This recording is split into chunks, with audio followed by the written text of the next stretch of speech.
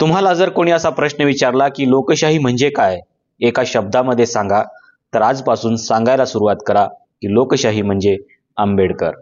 Doctor Babasaheb आंबेडकरांच्या या एकाच नावामध्ये लोकशाहीची संपूर्ण व्याख्या दडलेली आहे आणि म्हणूनच वारंवार जेव्हा जेव्हा लोकशाही धोक्यामध्ये येते तेव्हा तेव्हा एकच नाव समोर येतं, ते म्हणजे डॉक्टर बाबासाहेब आंबेडकर.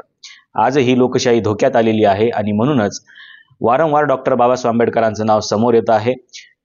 ते ग्रामपंचायतपासून विधानसभेपर्यंत आणि विधानसभेपासून थेट संसदेपर्यंत सगळ्या सभागृहामध्ये सध्या एकच फोटो दिसतो आहे आणि तो म्हणजे डॉक्टर बाबासाहेब आंबेडकर.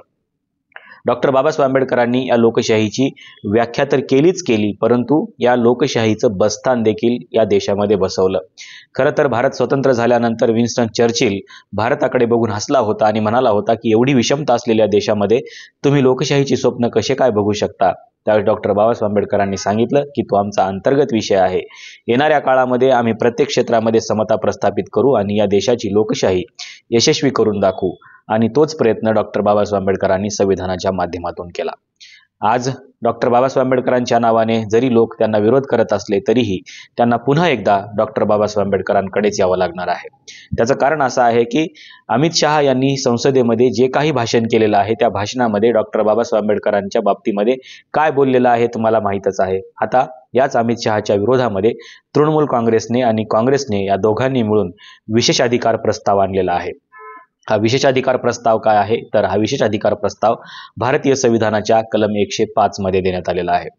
खरं तर संविधानाने सत्ताधाऱ्यांना एक शक्ती दिलेली असते, तर सामान्य माणसाला संविधानाने अधिकार दिलेले असतात. या शक्तीच्या समोर हे अधिकार याची ताकद खूप मोठी असते, हे सध्या भारतामध्ये दिसायला लागलेलं आहे. परंतु सत्ताधाऱ्यांना असं वाटतंय की आम्हाला लोकांनी निवडून दिलेलं आहे, आम्ही या देशाचे नेते आहेत, आम्ही या सभागृहामध्ये बसलो आहेत, आम्ही काही करू शकतो आणि म्हणूनच त्यांना त्यांची शक्ती जास्त वाटू शकते. परंतु त्या शक्तीपेक्षा जास्त संख्येने हे अधिकार आहेत, हे लक्षात घ्या. आणि म्हणूनच जेव्हा जेव्हा अधिकाराचा प्रश्न निर्माण होतो तेव्हा तेव्हा आपल्याला डॉक्टर बाबासाहेब आंबेडकर आणि त्यांच्या या संविधानाकडे आपल्याला जावं लागतं. आज अमित शहांवरती जरी विशेषाधिकार आणलेला असला तरीही त्यांना पुन्हा एकदा संविधानाकडेच बघावं लागणार आहे की हे विशेषाधिकार म्हणजे नेमकं काय आहे.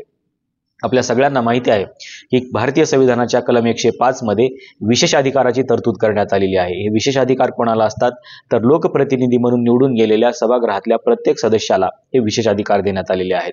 त्यांनी सभागृहामध्ये भाषण करण्याचा अधिकार त्यांना दिलेला आहे, सभागृहामध्ये त्यांचं मत मांडण्याचा अधिकार दिलेला आहे, सभागृहामध्ये निर्णय घेण्याचा अधिकार दिलेला आहे. याचं स्वातंत्र्य सगळं या कलम 105 ने या सभागृहामधल्या या सदस्यांना दिलेलं आहे. परंतु याचा अर्थ असाही होत नाही की 105 या कलमाने दिलेली जी ताकद आहे किंवा जे विशेषाधिकार आहेत याचा तुम्ही काहीही आणि कशाही प्रकारे वापर करू शकता, असा याचा अर्थ होत नाही आहे. सभागृहामध्ये यांना जे स्वातंत्र्य देण्यात आलेलं आहे ते स्वातंत्र्य बोलण्याचं स्वातंत्र्य आहे, आपलं मत मांडण्याचं स्वातंत्र्य आहे, एखाद्या मुद्द्यावरती निर्णय घेण्याचं स्वातंत्र्य आहे आणि ते जे काही बोलतात ते कुठल्याही न्यायालयीन प्रक्रियेमध्ये येत नाही असं देखील या कलमामध्ये म्हटलेलं आहे.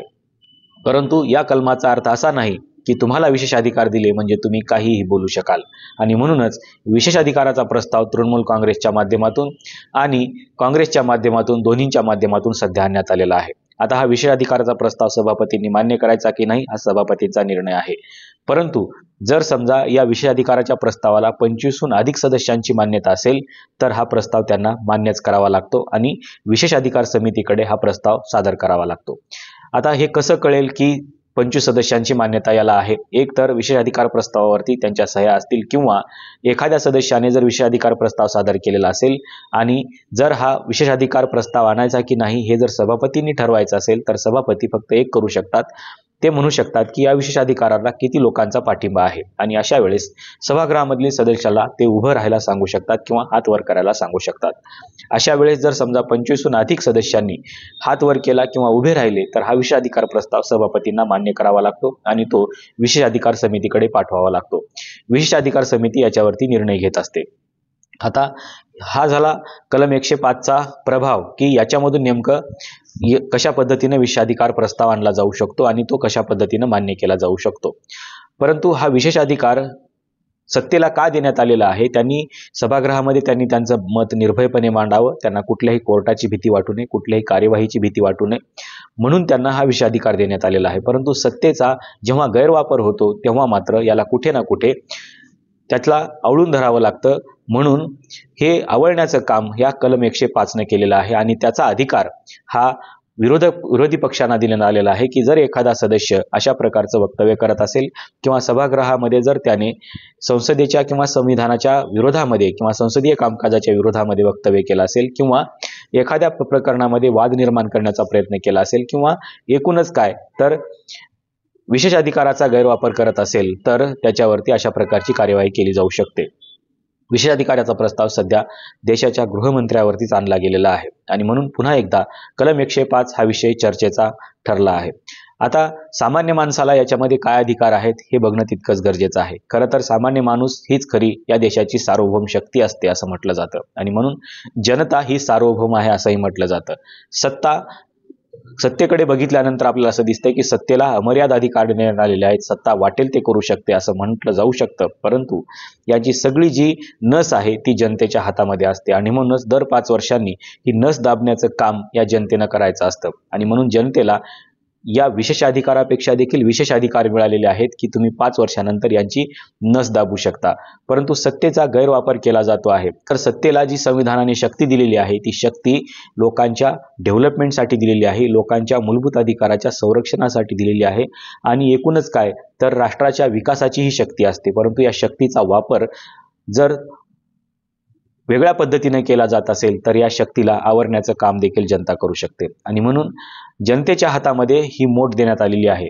परंतु हा रिमोट जो आहे हा रिमोट दुसरंच कोणीतरी याचं बटन दाबण्याचा प्रयत्न दर 5 वर्षाला करतो आहे आणि म्हणून अशा प्रकारची परिस्थिती निर्माण होते आहे. खरं तर जनता सुशिक्षित झालेली आहे आणि सुशिक्षित असलेल्या जनतेवरती अशा अशिक्षित असलेल्या लोकांचा ज्यांना राज्यघटनेमधलं काहीही माहिती नाही अशा लोकांची सत्ता आता या लोकांच्या वरती आलेली आहे. खरं तर ज्यावेळेस आपण सुरुवातीचा कालखंड बघतो किंवा संविधान सभेचं निर्माण झाल्यानंतर संविधानाचं कामकाज संपल्यानंतर जेव्हा 1952च्या पहिल्या सार्वत्रिक निवडणुका झाल्या तो कालखंड आपण जेव्हा बघतो त्यावेळेस आपल्याला असं दिसेल की लोकांनी सुशिक्षित नेतृत्व निवडलेलं होतं आणि सुशिक्षित लोकांना त्यांनी संसदेच्या सभागृहामध्ये पाठवलेलं होतं. एकतर लोक अशिक्षित होते पण त्यांनी सुशिक्षित नेते निवडले. आज परिस्थिती उलटी झालेली आहे. लोक सुशिक्षित झालेत आणि नेते जे आहेत ते अशिक्षित झालेले आहेत आणि म्हणून हा सगळा गोंधळ जो आहे हा गोंधळ आपल्याला पाहायला मिळतो आहे. लोकांना शिकलेल्या लोकांवरती विश्वासच राहिलेला नाही आणि म्हणून लोकशाही म्हणजे काय हेच या सभागृहातल्या नेत्यांना माहिती नाही आहे आणि म्हणून विरोधी पक्षामध्ये जे काही चांगले लोक सुशिक्षित लोक बसलेले आहेत त्यांना फक्त लोकशाही म्हणजे काय हे सध्या माहिती आहे. सत्ताधारी वर्गामध्ये देखील काही लोकांना लोकशाही म्हणजे चांगल्या पद्धतीने माहीत आहे कारण ते शिकलेले आहेत, परंतु सत्तेच्या पुढं शहाणपण चालत नाही म्हणून ते शांत बसलेले आहेत. पण जनता जेव्हा मोठ्या संख्येने शहाणी होते त्यावेळेस पुन्हा याच सरकारला प्रश्न विचारायला उभी राहते. विरोधी पक्षांनी आता लोकशाहीच्या माध्यमातून आंदोलन करण्याचं काम सुरू केलेलं आहे आणि लोकशाही संपुष्टात येईल अशा पद्धतीनं सरकार काम करत आहे. म्हणून लोकशाहीच्या या बचावासाठी विरोधी पक्ष देखील आक्रमक झालेला आपल्याला पाहायला मिळतो आहे. परंतु हा प्रतिकार करत असताना त्यांच्यासमोर एकच मॉडेल आहे, एकच आयडॉल आहे आणि ते म्हणजे डॉक्टर बाबासाहेब आंबेडकर. डॉक्टर बाबासाहेब आंबेडकरांनी सांगितलं होतं की जर तुम्हाला या देशामधली लोकशाही जिवंत ठेवायची असेल तर तुम्हाला विवेकी लोकमत घडवावं लागेल आणि विवेकी लोकमत जोपर्यंत भारतामध्ये निर्माण होणार नाही तोपर्यंत लोकशाही अस्तित्वात राहणार नाही, टिकून राहणार नाही आणि म्हणून लोकांना विवेकी करण्याचं काम सध्या विरोधी पक्षांनी केलं पाहिजे. आज बऱ्याच प्रमाणामध्ये लोक लोकशाहीची तपासणी करायला लागलेले आहेत, लोकशाहीच्या बाजूने बोलायला लागलेले आहेत, लोकशाही म्हणजे काय याच्यावरती चर्चा करायला लागलेले आहेत. लोकशाहीची व्याख्या करत असताना आपण सातत्याने अब्राहम लिंकनची व्याख्या सांगतो, पण डॉक्टर बाबासाहेब आंबेडकरांनी लोकशाहीची व्याख्या करत असताना असं म्हटलेलं आहे की लोकांच्या सामाजिक, राजकीय आणि आर्थिक जीवनामध्ये रक्तहीन क्रांतीच्या माध्यमातून बदल घडवून आणणारी प्रक्रिया म्हणजे लोकशाही होय आणि या लोकशाहीला जिवंत ठेवायचं असेल तर डॉक्टर बाबासाहेब आंबेडकरांनी विवेकी लोकमत हे महत्त्वाचं मानलेलं आहे आणि म्हणूनच त्यांनी विवेकी लोकमताकडे त्यांनी जास्त भर दिला आणि म्हणून आजच्या काळामध्ये विवेकी लोकमत जोपर्यंत जागृत होणार नाही तोपर्यंत लोकशाही जिवंत राहणार नाही आणि म्हणून डॉक्टर बाबासाहेब आंबेडकरांच्या या एका शब्दाकडे, एका वाक्याकडे आपल्याला काळजीपूर्वक बघावं लागणार आहे. दुसरी महत्त्वाची गोष्ट म्हणजे डॉक्टर बाबासाहेब आंबेडकरांनी आर्टिकल 326 मध्ये ज्यावेळेस आपल्याला मतदानाचा अधिकार दिला तेव्हा देखील त्यांनी खूप विचारपूर्वक हे कलम लिहिलं आणि त्याच्यामध्ये देखील त्यांनी एक शब्द टाकला, अनसाउंडनेस ऑफ माइंड. म्हणजे तुमच्या माइंडमधून आवाज आला पाहिजे की लोकशाही म्हणजे काय याचा अर्थ तुम्हाला कळाला पाहिजे. ज्या लोकांच्या डोक्यामधून आवाजच येत नाही, स्वतःचा विचारच येत नाही, ते लोक लोकशाही जिवंत ठेवू शकत नाहीत. त्यांचा सातत्याने ओढा हा हुकुमशाहीकडे असू शकतो. आणि म्हणून लोकशाही जिवंत ठेवण्याचं काम कोण करू शकतं? जर त्यांच्या माइंडमधून ज्यांचा स्वतःचा आवाज येतो, ज्याचा स्वतःचा विवेक जागृत आहे, असे लोक फक्त लोकशाही जिवंत ठेवू शकतात. आणि म्हणून डॉक्टर बाबासाहेब आंबेडकरांनी जेवढं काही लोकशाहीच्या बाबतीमध्ये लिहून ठेवलेलं आहे ते सगळं वाचणं गरजेचं आहे. कारण डॉक्टर बाबासाहेब आंबेडकरांच्या प्रत्येक शब्दामधून काहीतरी वेगळा अर्थ निघतो आणि तो लोकशाहीसाठी खूप महत्त्वाचा असतो. आणि म्हणून आजच्या परिस्थितीमध्ये देखील सगळ्या सभागृहामध्ये आपण बघतोय की डॉक्टर बाबासाहेब आंबेडकरांचंच नाव चर्चेला आलेलं आहे. केवळ डॉक्टर बाबासाहेब आंबेडकरांच्या बाबतीमध्ये अमित शहा विरोधात बोलले म्हणून नाही आहे, तर येणाऱ्या काळामध्ये देखील एकच पर्याय आपल्या समोर असू शकतो आणि तो म्हणजे डॉक्टर बाबासाहेब आंबेडकर. खरं तर अनेक वर्षापासून डॉक्टर बाबासाहेब आंबेडकरांना डावलण्याचं काम सातत्यानं सत्ताधारी पक्षांनी केलेलं आहे, तो कोणताही पक्ष सत्तेमध्ये आला तरी. परंतु आता मात्र तसं होऊ शकणार नाही, कारण डॉक्टर बाबासाहेब आंबेडकर हा एक सिरियस विषय आहे. हा सिरियस विषय का आहे? कारण जेव्हा जेव्हा लोकांचा गळा दाबला जातो, आवाज दाबला जातो, अधिकाराचं हनन होतं, शोषण होतं, जेव्हा जेव्हा त्यांचं सगळं स्वातंत्र्य मारलं जातं, तेव्हा तेव्हा त्यांना एकच नाव आठवतं, ते म्हणजे डॉक्टर बाबासाहेब आंबेडकर. कारण डॉक्टर बाबासाहेब आंबेडकर हेच लोकशाहीचं दुसरं नाव आहे. आणि म्हणूनच आजपासून जर कोणी असं विचारलं की लोकशाहीचं दुसरं नाव काय आहे, तर तुम्ही बिनधास्तपणे सांगा की डॉक्टर बाबासाहेब आंबेडकर हेच लोकशाहीचं दुसरं नाव आहे. आपल्याला नेमकं डॉक्टर बाबासाहेब आंबेडकरांच्या या नावाबद्दल आणि त्यांच्या या लोकशाहीच्या विचारांबद्दल नेमकं काय वाटतं हे सांगायला विसरू नका. आजच्या व्हिडिओमध्ये इथेच थांबूया. धन्यवाद.